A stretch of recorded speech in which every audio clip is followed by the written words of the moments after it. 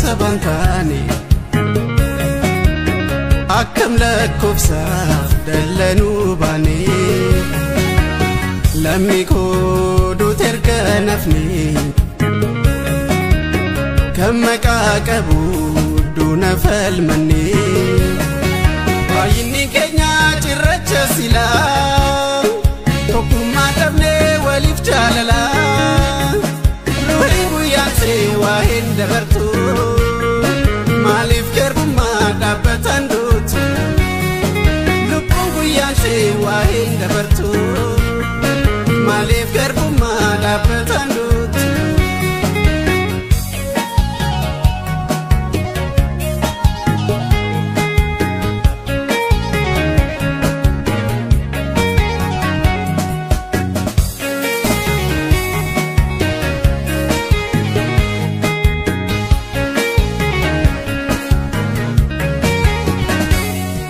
Jalele biyo di degar guma pada subsaba sabili suma churroga duge primu kanyata adon ke gara enyu falmata mafuste tesa kaya dalota dubina rakunu ilalata mafuste tesa kaya dalota dubina rakunu ilalata General Waqof Bakar Wareni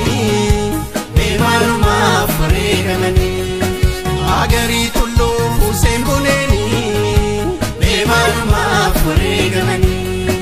Ilmo Kintu Fabdi Sagani Bimaluma Farigamani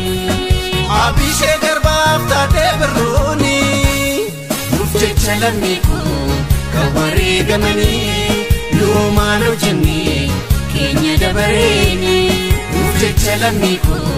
kawarigamani lumalo jenne Kenya dabareni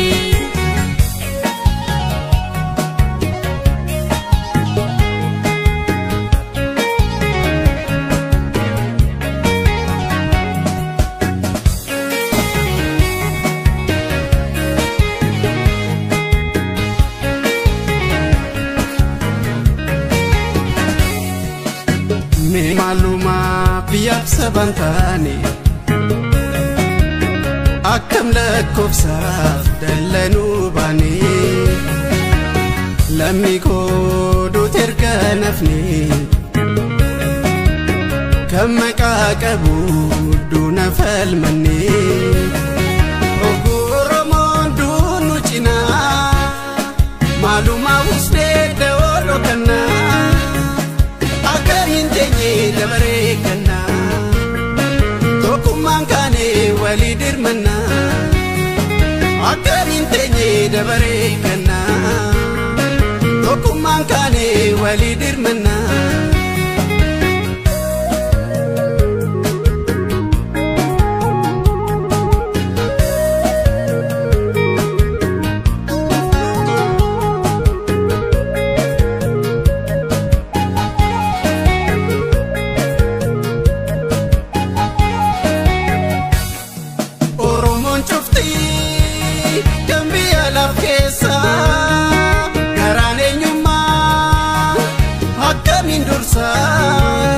Dirqamalamumma Oromoof baatanii ofuma gaafadha matuma keessanii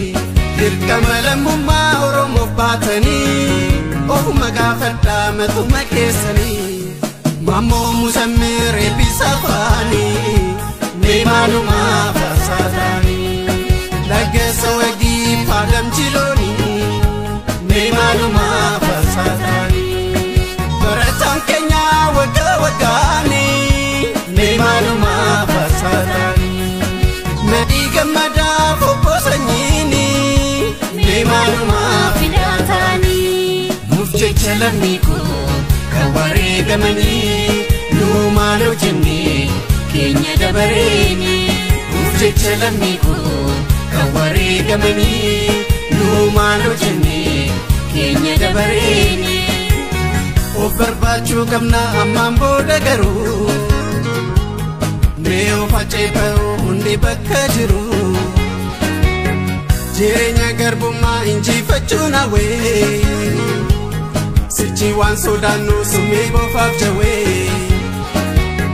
nu maal goone jennee of gaafachuu qabna hundee walii kaanee bilisa barbaanna hundee walii kaanee bilisa barbaanna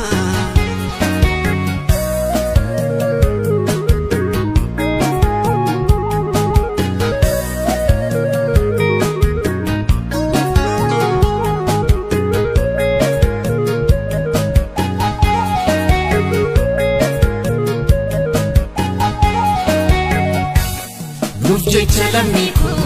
kan wareegamanii nu maaloo jennee keenya dabareeni. Jecha lammiku kan wareegamanii nu maaloo jennee keenya dabareeni. Jecha lammiku kan wareegamanii nu maaloo jennee keenya dabareeni. Jecha lammiku kan wareegamanii nu maaloo jennee keenya dabareeni.